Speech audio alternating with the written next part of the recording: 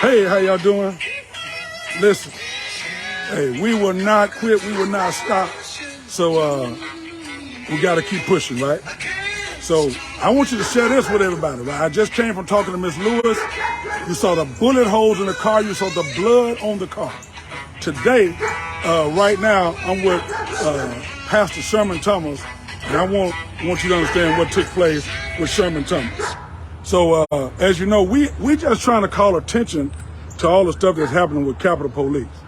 Pastor Sherman was on, what street is it? Noel. He was on Noel Street, right?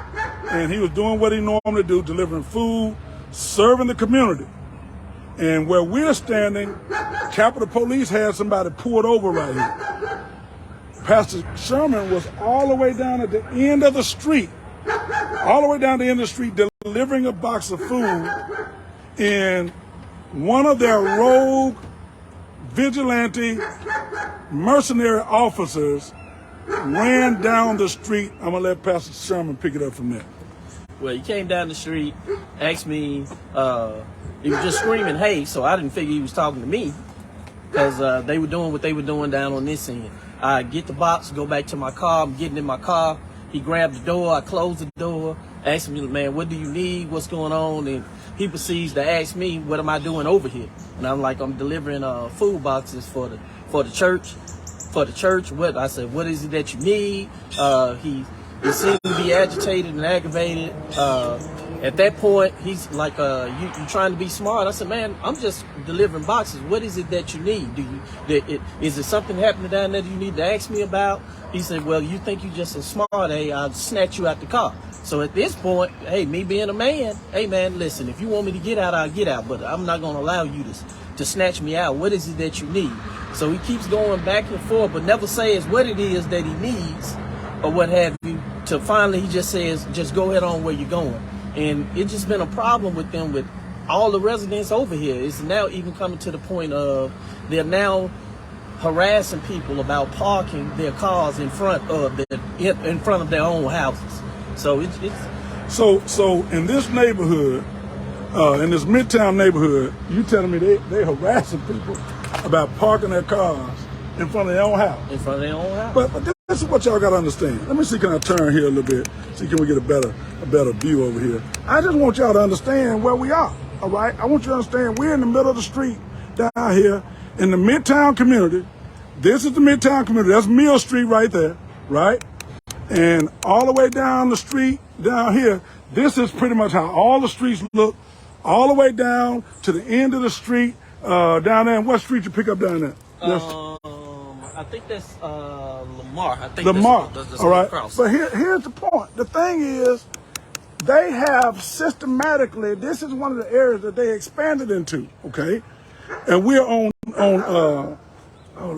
Noel Street in the Midtown community right off Mill Street, okay? So that's where we are, Valerie, in Jackson, Mississippi.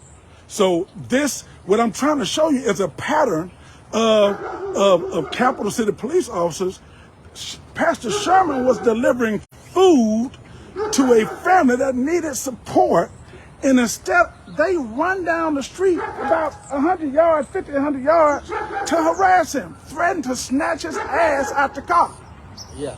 That's the kind of way they're treating law-abiding, tax-paying citizens, and I believe it's because they've been given permission by Governor Tate Reeves, Chief Bo Luckett, and Commissioner Tyndale. We cannot allow this to happen. Now, listen now, because I don't know, Sherman. I mean, these people are out of their mind. I don't know whether I know they've been targeting my family. I don't know whether they're harassing you because we're attached together. I don't know. I just know he had the audacity to run himself all the way down, and it was a white officer dressed like he was going to war, no badge on, no name. We don't know who he was. Okay, yes, Priscilla Garden, it's the same city. That's why I'm standing here. And that's why I just want to say this, because it's immensely personal to me, right? It's personal because it ain't just my son, it's this community. I believe God allowed it to happen to my son for me to understand, and maybe some of my friends and people that understand, this is what's happening to people every day. Pastor Sherman is a business owner, a tech professional, all these things. Right. And just because he's delivering food, I guess in the wrong place at the wrong time. Well, clearly. Clearly, in the wrong color. You're right. So right, now, clearly. not only can we not drive black, we can't deliver food black. We can't serve our own community Right. over here because, listen to me, listen to what I'm telling you, that the Capital City Police Department has made up their mind they're going to harass black and brown citizens in this city. And listen, it's like we have no voice. And Lanita, listen to me. When we go to them and say, give us a reason, what's going on? They never told him a reason. I mean, Sherman, what was the reason? He had no reason. Well, I never got a reason. He just told me to go ahead. I never got a reason for why he even came down on that end or why the altercation even took place. So let me say this to you. This is just one of many stories. My next conversation will be with Mr. Sinatra, who this happened months ago. I didn't even hear about this until recently. I just heard about this back when Jalen Lewis was killed, and what we're finding out, it is a pattern with them. It is a pattern with them. Jesse, it's a pattern in Jackson, Mississippi, that the Capital City Police, the state police department, is doing everything they can to harass and mistreat people of color. And here's what's bad. The governor is trying to expand. I don't know whether you know that. They're trying to expand their territory. Yeah. Listen. Jennifer Spain, what happened? Pastor Sherman was delivering food on Noel Street. Capital City Police had somebody stop way down here. Which way did you come from? No, I came from. You came this way, and you just went to deliver the food, and instead of them not messing with you, doing whatever they were doing, they come all the way down the street to mess with Sherman. Why he's delivering food to somebody in need? Listen, Jackson, Mississippi, we acknowledge we gotta work. We got some problems, all right? But listen, Jennifer, this ain't the city of Jackson. This is the state of Mississippi. This is not Jackson Police Department. This is the state of Mississippi's Capital City Police, right?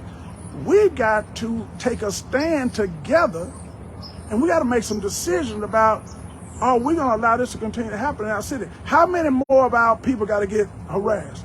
How many more of our people do they get to shoot? I just showed you a video with 5 shots in the side window, 3 in the side, 2 in the front of a car that had no physical damage, as if they were trying to hit them. They just shot them. They shot indiscriminately. What I'm telling you is, we shouldn't have to wait for somebody to die for it to be serious. It's Sherman.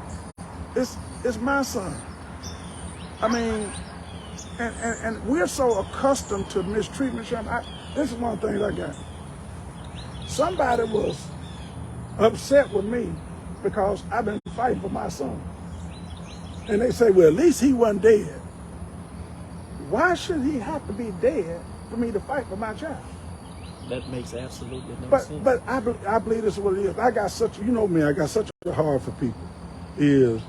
I think we become so accustomed to mistreatment, we don't get serious about nothing until somebody shot and killed by the police.